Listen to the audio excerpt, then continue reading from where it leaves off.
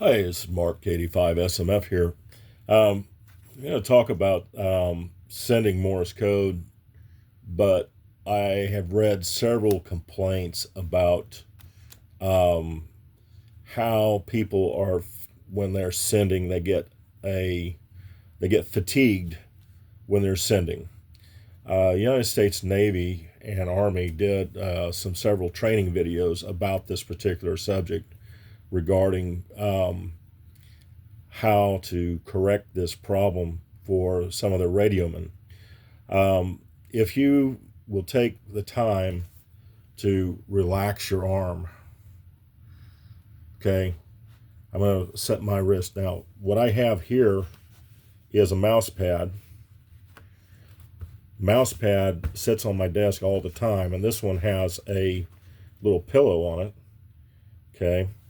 And I set that up so that my wrist is flat against the deck. My forearm is laying flat. My feet are flat against the floor, and I'm sitting upright, straight, and looking looking at the key. I'm also looking at what I'm sending on a sheet of paper.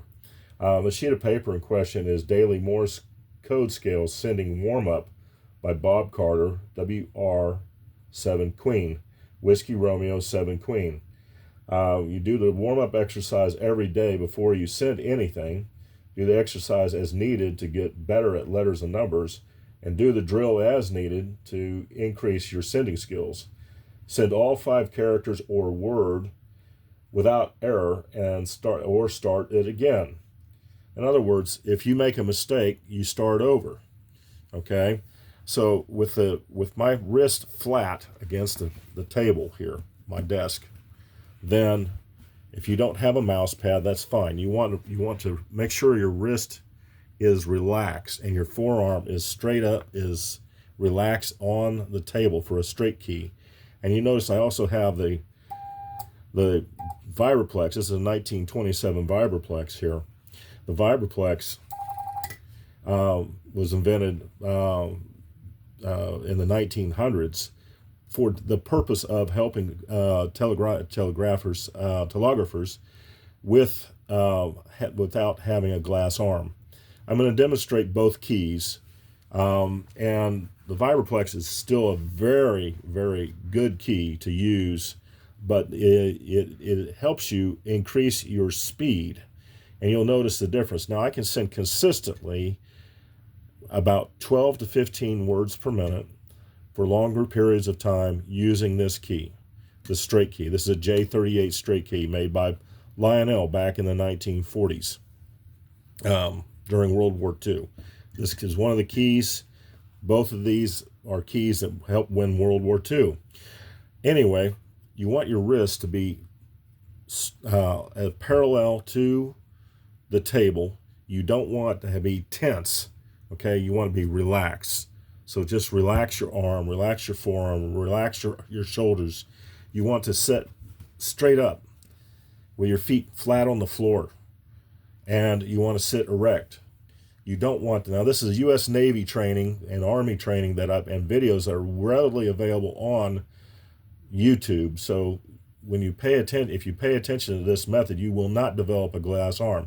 I welded for several years and developed carpal tunnel in both wrists. So I understand how people will feel, and I get tense up through my carpal area right here, and I can feel that.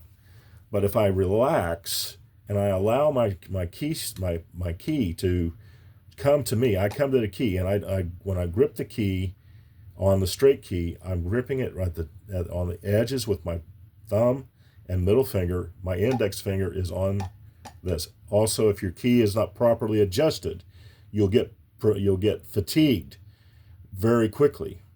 And so not having your straight key adjusted properly is another cause for glass arm, so to speak. Now, I'm going to send a series of characters. Start with E, T, I, M, S, O, H, 0, and the number 5. And let's watch the technique I'm using. Relax my hand. Relax. Now, I'm going to put a quarter on top of my wrist, right at my knuckle here, where you can see that. If it falls off, I'm using the wrong technique.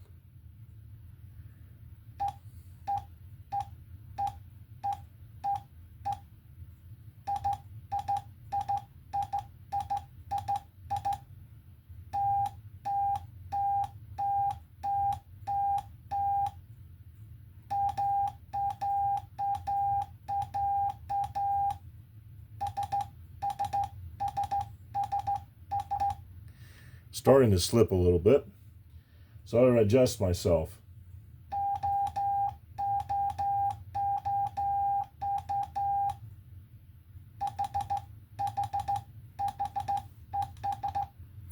Yep. If I raise my wrist up a little bit,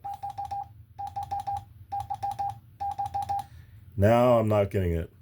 The quarter's not going to fall off.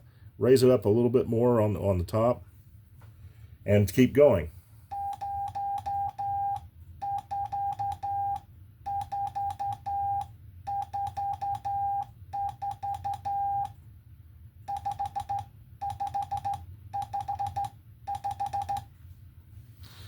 You can do the same thing with the vibraplex right here. Leave the quarter on.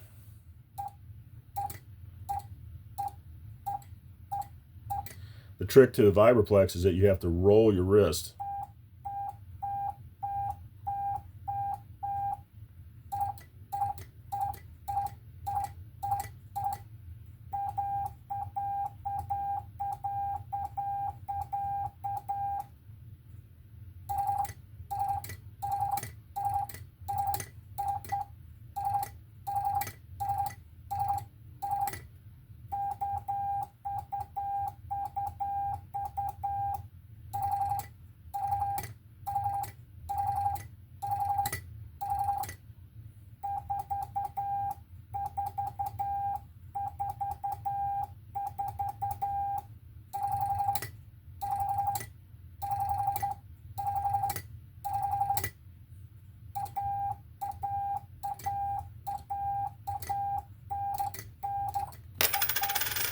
Well, the quarter fell off.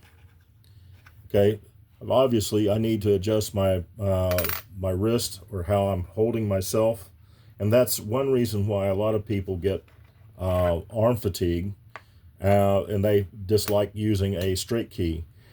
It's just something they think about, and when you grip your straight key, you should also hold it right here where you can be able to pick it up off the table. Okay. And hold it, set it back down. The key adjustment right here is, for me, is where I like it, is right about 0.010 of an inch. Okay, and you can use a sheet of paper and double it over and check that. A thickness of a sheet of paper is really good to use as a gauge, and it won't mess up with your contacts. If you do use a feeler gauge, make sure you're not connected to anything electric. Disconnect your key, adjust your adjustments, and then reattach your key, or just unplug it from your radio. Anyway,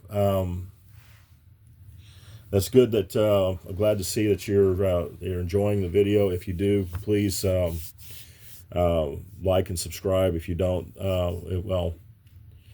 you're welcome to leave a comment if you like. Anyway, this is KD5SMF. Thank you for watching the video, and hope to see you again or hear you on the air. KD5SMF 73s.